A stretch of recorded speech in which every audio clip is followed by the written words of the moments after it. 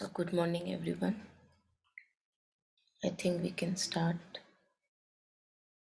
So, I suggest that we start with 5 minutes of silent meditation, if that is okay.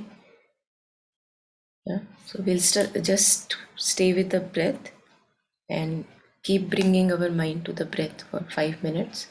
In case the mind wanders away in the thoughts, again, we bring it back to the breath. So, for 5 minutes, we'll do this.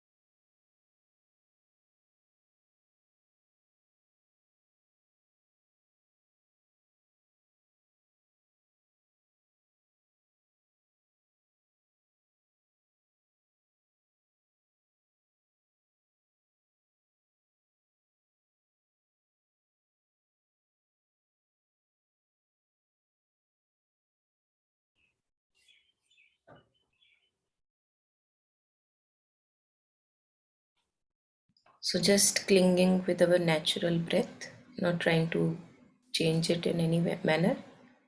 Whatever is the rhythm, we'll just cling to the breath for 5 minutes.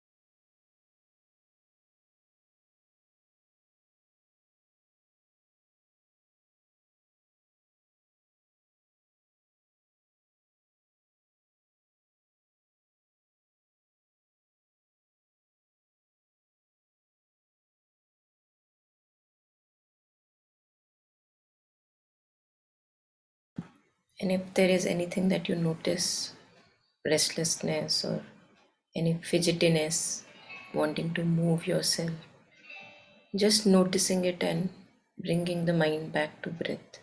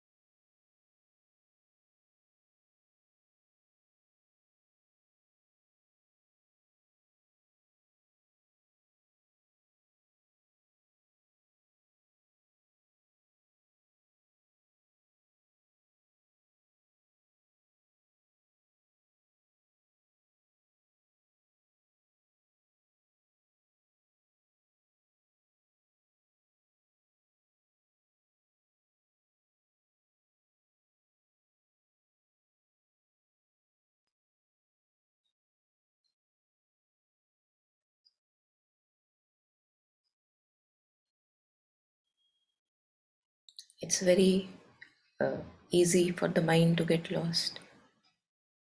So we have to put effort for bringing it back in the body and to the breath.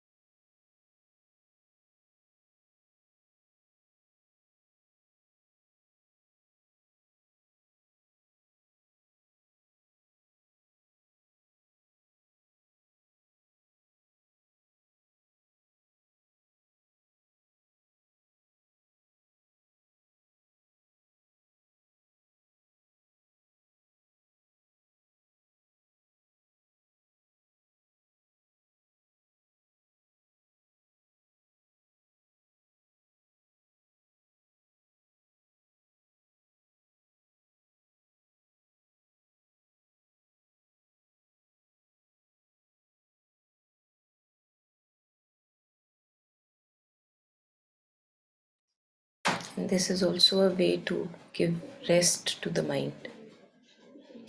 So many times we are tired and fatigued or drained, and if we really want to rest, this is a very good way to rest the mind, to bring it back home.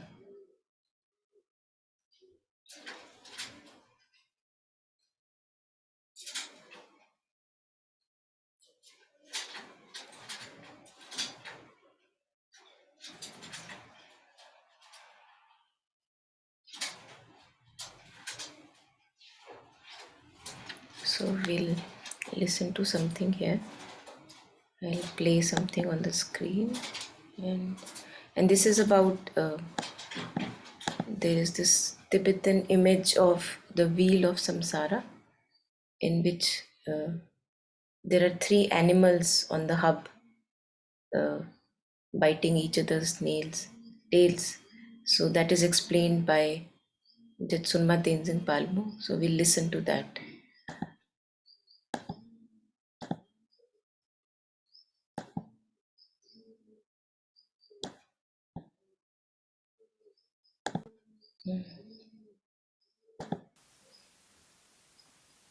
As with any wheel, what keeps it turning is the hub,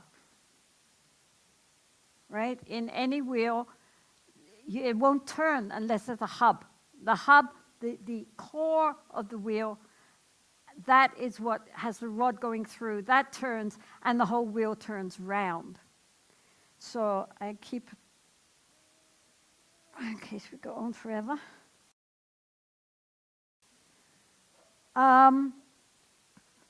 So here, the hub, if you can see, the very center of the picture, there are three animals, right? There is a cockerel, and a snake, and a pig, right? Can everybody see that? Right? And they are all biting each other's tails, which means that they're all interconnected. And they're going round and round and round, scurrying round and round and round, and that turns the whole cycle. So, this really is very, very, the whole point of this wheel of life are those three little animals at the middle. The cockerel stands for desire, greed, grasping. The snake stands for anger, aversion, hatred. And the poor pig stands for ignorance, stands for anger, aversion, stands for, this really is very, very, the whole point of this wheel of life are those three little animals at the middle. The cockerel stands for desire, greed, grasping. The snake stands for anger, aversion, hatred. And the poor pig stands for ignorance. Very unfair to pigs, but there we go. So the underlying point of departure is that pig. Ignorance in Buddhism does not mean not knowing the capital of Guatemala or being up on the latest in quantum physics. It means not knowing how things really are, being caught in our conceptual thinking, dualistic mind of subject and object, and not recognizing the way things really exist, because our minds naturally reify everything. That means that we make everything into separate individual things. And then we either like those things or do not like those things. So the pig is the beginning.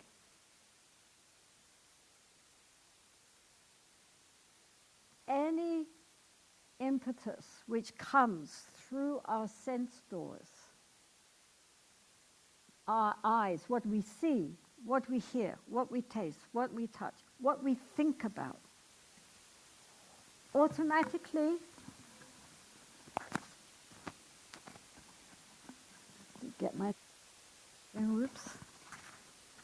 automatically we have the reaction of liking it or disliking it or being indifferent to it. This is very important.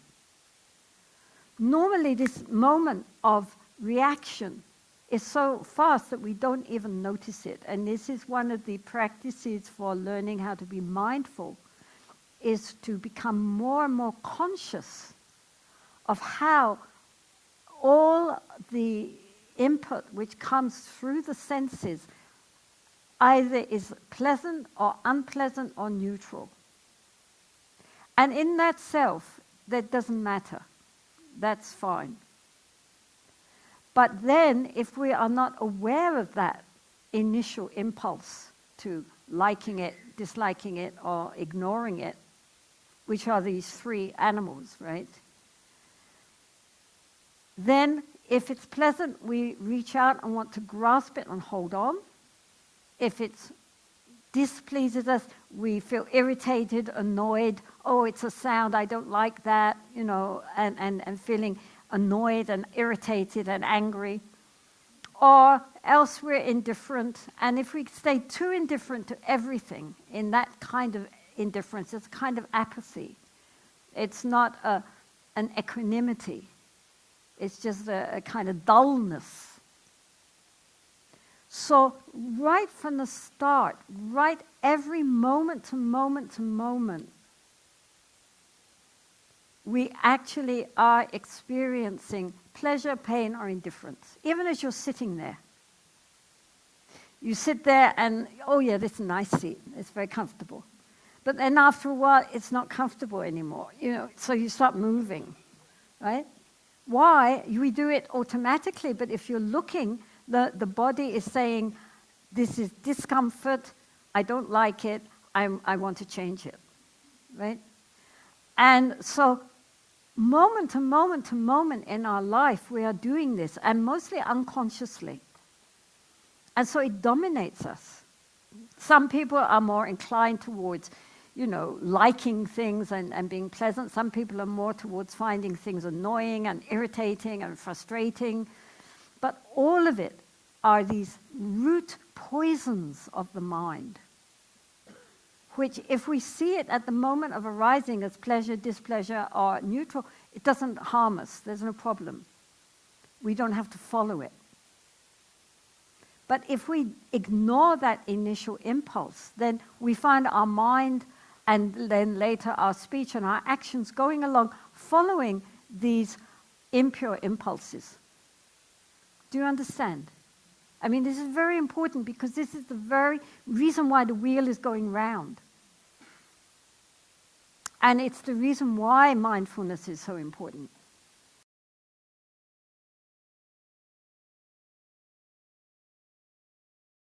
So I'll take a pause here because what she just shared is very important in our day-to-day interactions. So we can just shortly reflect upon that and take up more later. So for example, one meets a person for the very first time, or even for the second, third, or millionth time, doesn't matter. And immediately there is what we many a times also say, maybe I just felt a negative vibe or whatever, right? So we trust our vibes too much, and we don't see that it colors our perception. So I'm looking at the person, I'm actually not looking at the person, I'm just looking through the filter of what I think about that person. And it's a very subtle level of thinking.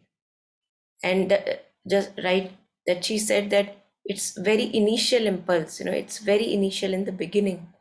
And if we don't notice it, if we are unaware of this like, dislike, or indifference, then that rules us. So the whole conversation would be ruled by that I don't really like this person. I don't know why. But so we are not able to listen to him properly. We are not able to meet the person properly. We are actually meeting the image of the person in front. So, and that colors everything. And without me knowing it. So, what she was sharing is that to become conscious of this, at least, that, oh, yes, the moment I saw this or that or whatever, a like or dislike or an indifference is there. So, if I'm conscious of it, then there is again a gap. So, here is the consciousness, and then here is what I see. So, there is a gap that develops. And in this gap, I have the possibility of choosing, if one can say, use the word choosing, not to follow the dictate of the initial impulse. Because then we don't have the capacity to meet the person as the person truly is.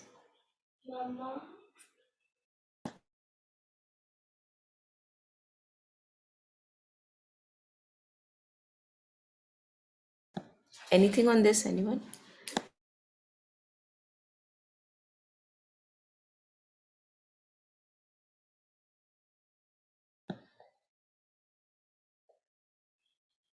So, shall we continue ahead, listening to the talk? Is that okay?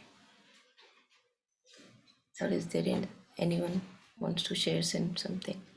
Yes, Ritu? Yeah, we can continue. Okay, okay.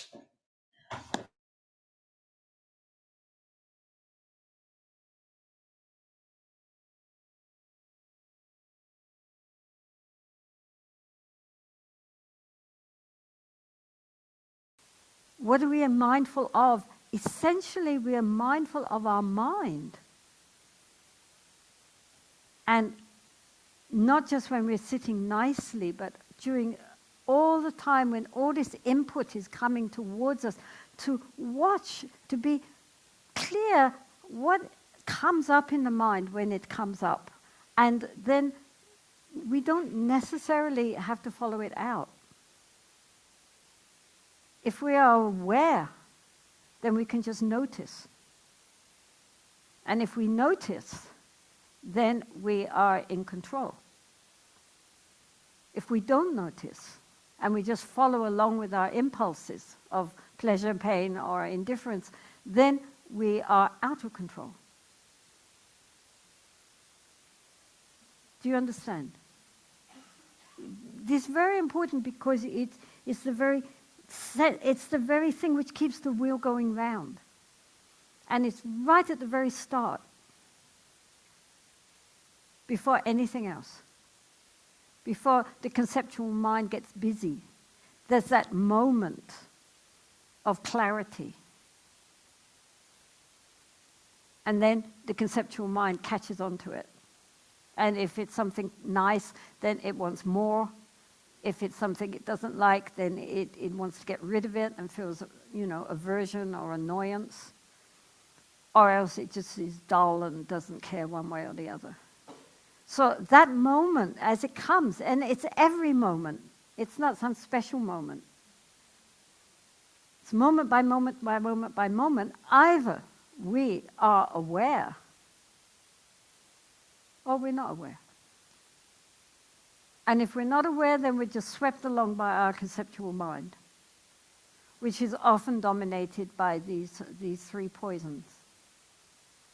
Much more than we normally are conscious of, until we start really looking and seeing how much of our speech and actions are motivated by these elementary negative emotions, even if we're fairly nice people. I mean, it doesn't mean we have to be in rages every moment or jumping on people filled with lust. It can be very subtle, but nonetheless, it guides and motivates so much of what we do, unless the only thing which can overcome it is not suppression, but awareness. Being conscious, what's actually going on here, moment to moment.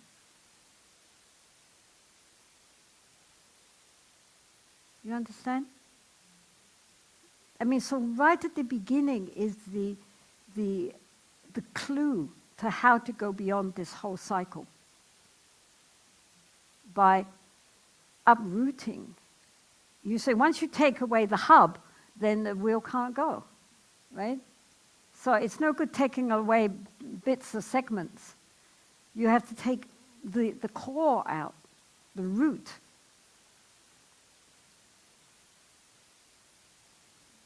So everything which comes after that is based on what is there at the very center. And that is with us moment to moment to moment to moment.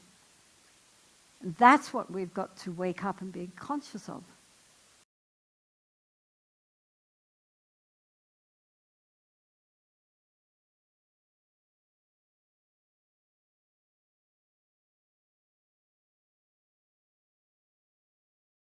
So there was a, I think, teaching of Dipa Ma that I had shared with those of us on the prayers. Just a second, I'll read it out for us because I think it is in sync with what we were just listening.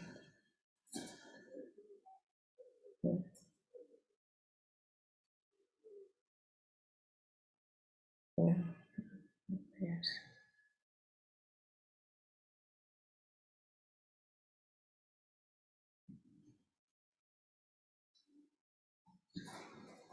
Yeah.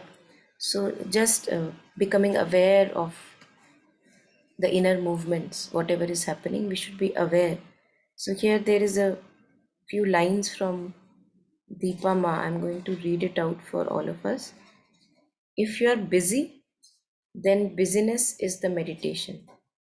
And when you do calculations, know that you are doing calculations. Just knowing that this is happening. Meditation is always possible at any time.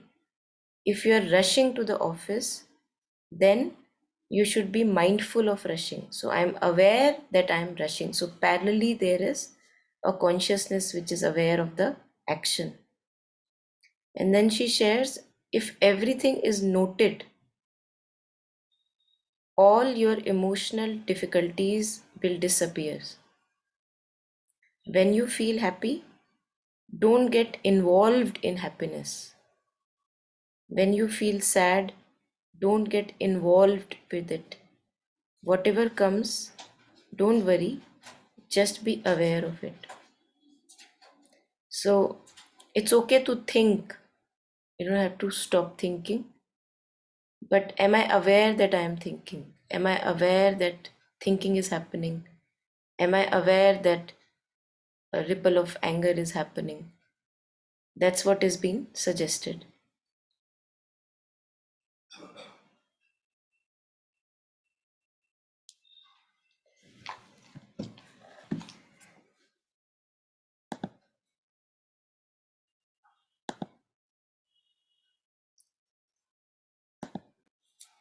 So on this, I think I want to maybe take you to this web page that I found it very interesting. Maybe some of us interested can go through it. So it's called IMSRC. If you can see it here, I can maybe type it in the chat window. Where do I go? So here I was just actually searching for something by Dipa Ma, and I just got through this one. And the first paragraph itself, instructions by her are very, very, very simple, very interesting. So I thought I'll share it here. Very simple instructions for the path. Choose one meditation practice and stick with it. Hmm. Because usually the mind is always jumping from one to another tool, this to this practice. So her suggestion is choose one meditation practice and stick with it.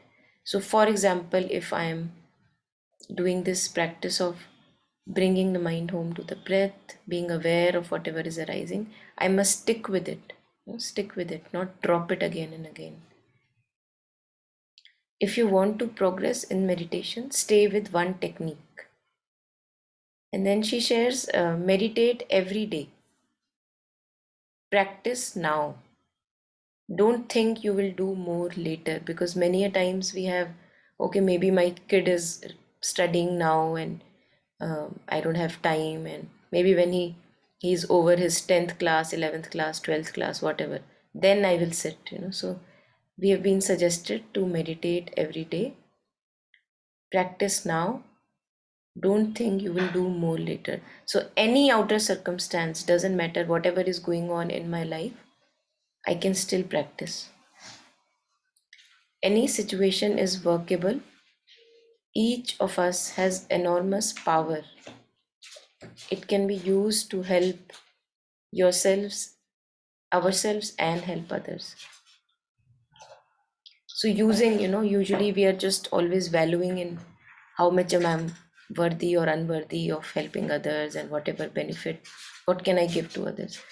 So her suggestion is that each of us has enormous power, and it can be used. We can offer ourselves to the world in whatever little way we are made for.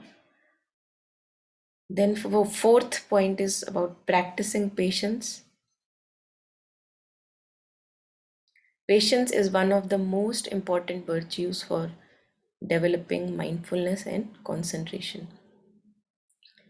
I think here we can see that mostly we lose patience because we have thoughts about the thing that is happening in front of me.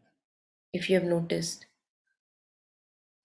we have opinions and ideas about whatever is the thing that is happening in front of me or that I'm engaged with.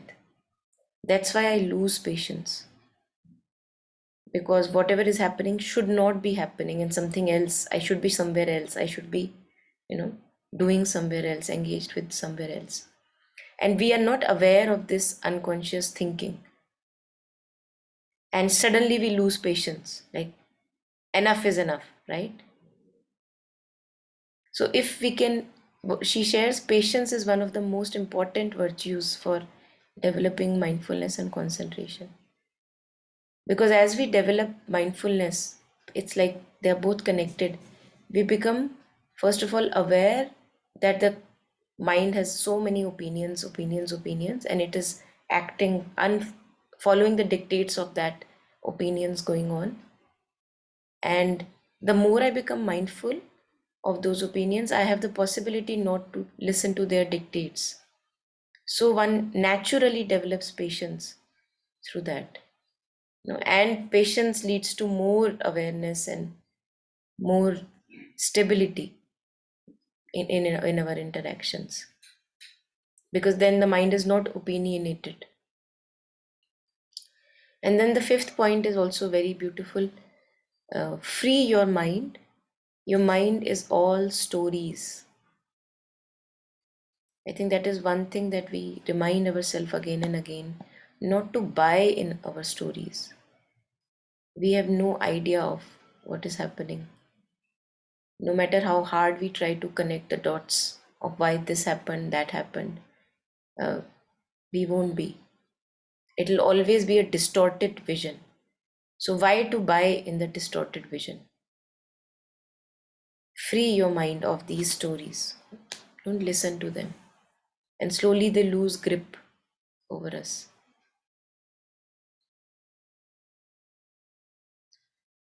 Sixth, cool the fire of emotions. Anger is a fire, and along with anger is aversion, hatred, anything like, as Tenzin Palmo was sharing, dislike, rag and dvesh. So rag is attachment, greed, desire, and dvesh is aversion, anger, hatred. And it can be done with mindfulness. The moment I now begin to be aware of the ripples of anger arising, aversion arising, and now I have listened to their dictates enough, now I have the possibility of a choice, stepping back. Seventh, have fun along the way. I'm quite happy. If you come to meditate, you will also be happy.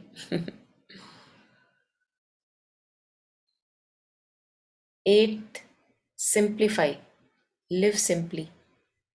A very simple life is good for everything. Not making our life too complicated, too sophisticated, because that requires a lot of, again, upkeep, maintenance, and drainage. So it's very simple living, less drama.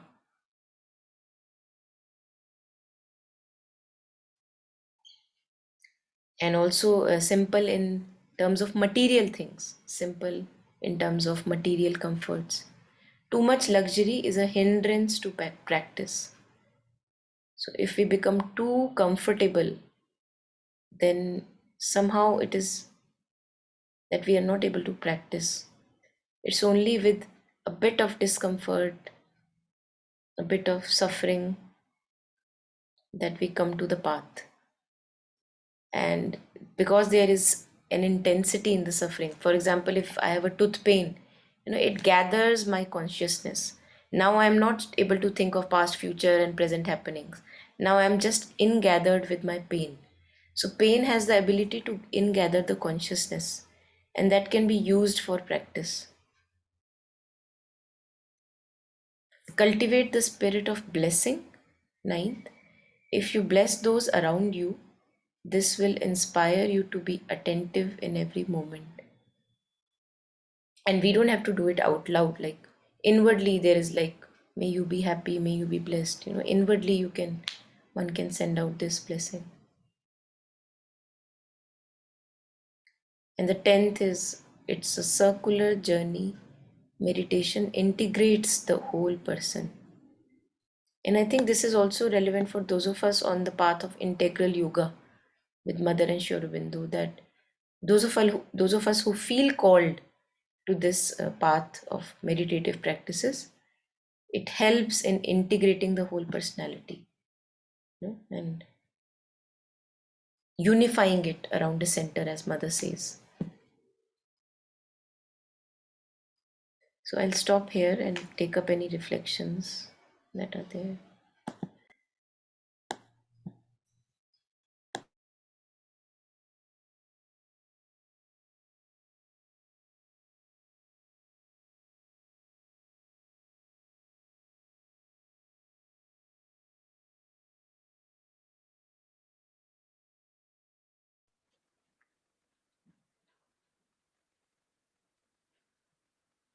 Yes, Taru?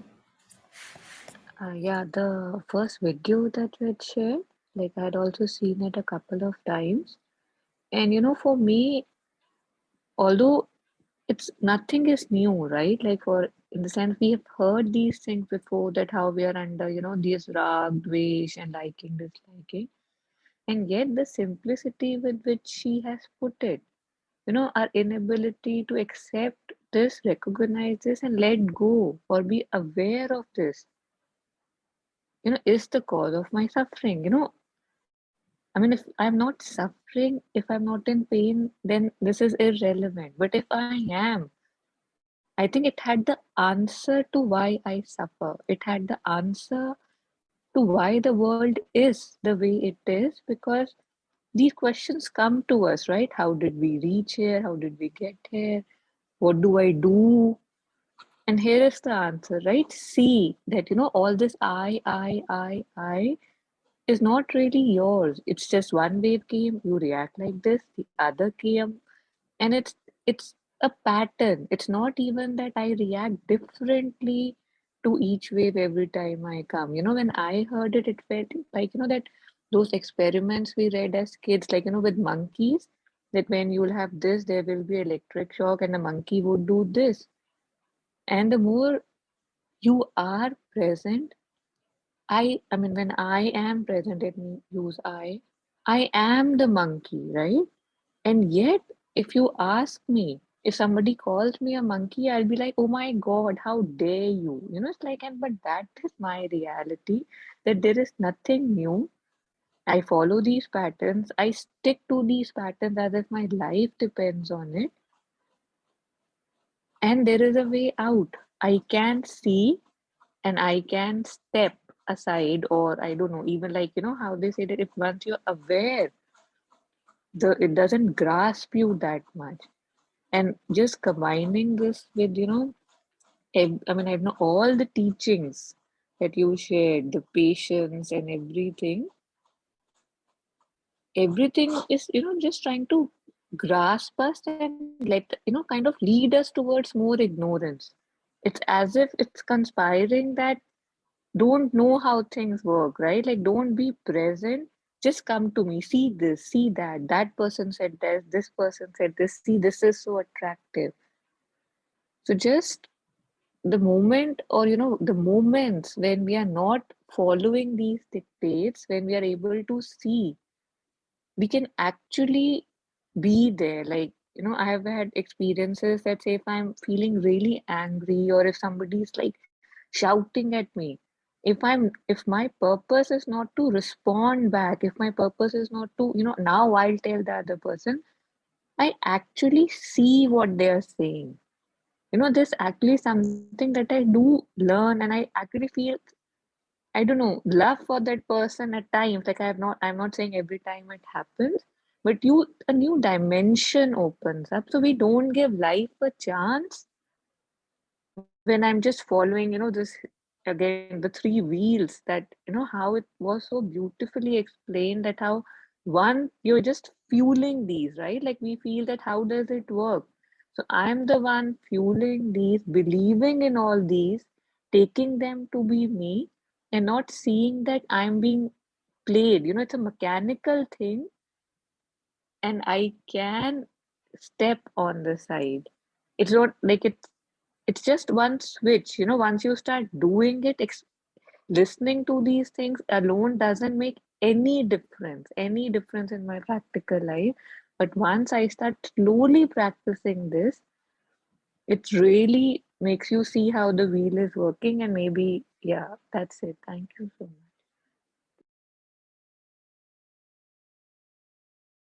Yeah, thank you for sharing.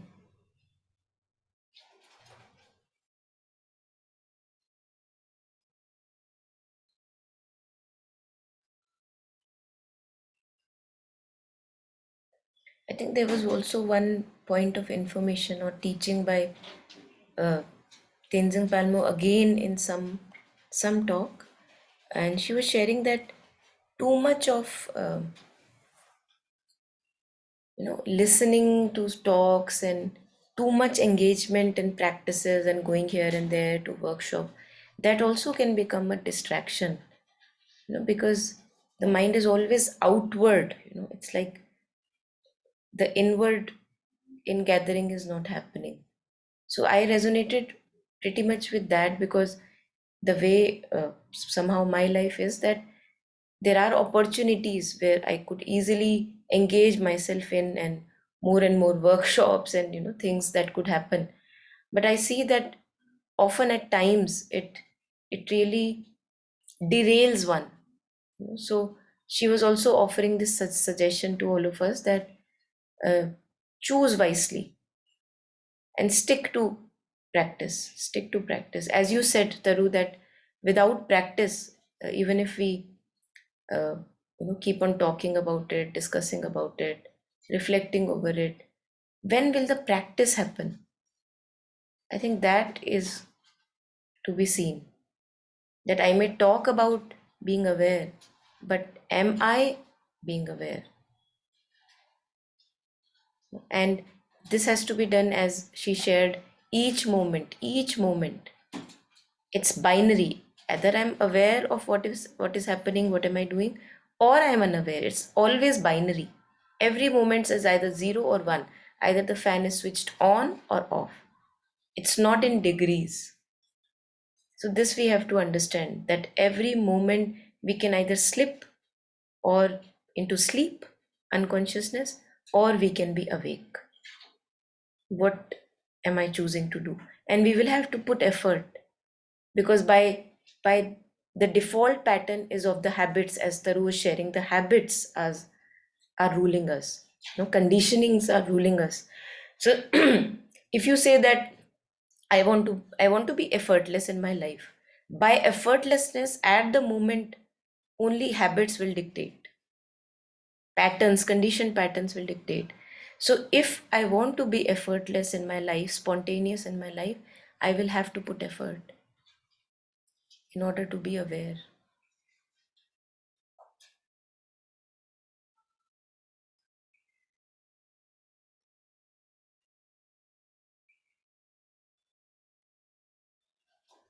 And sometimes talking about it or reminding ourselves is good, because we get reminded, because we live in forgetfulness is natural to us.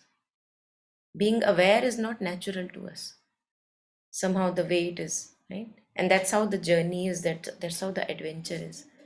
So we need reminders from time to time, and the reminders may come in any form. Any teacher can give us reminders, any friend, any book, any, maybe you saw an advertisement that reminded you of just waking up to yourself and being aware of what you are doing, staying true to the practice.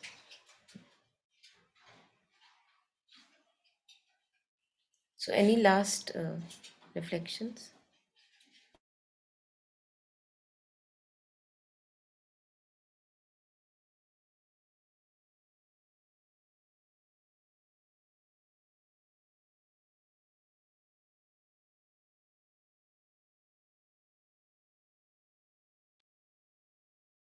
All right, so wishing everyone a day full of practice, and yeah, have a good day. Thank you for joining. Yeah, thank you. Thank you. Thank you so much. Everyone. Thank you. Bye bye.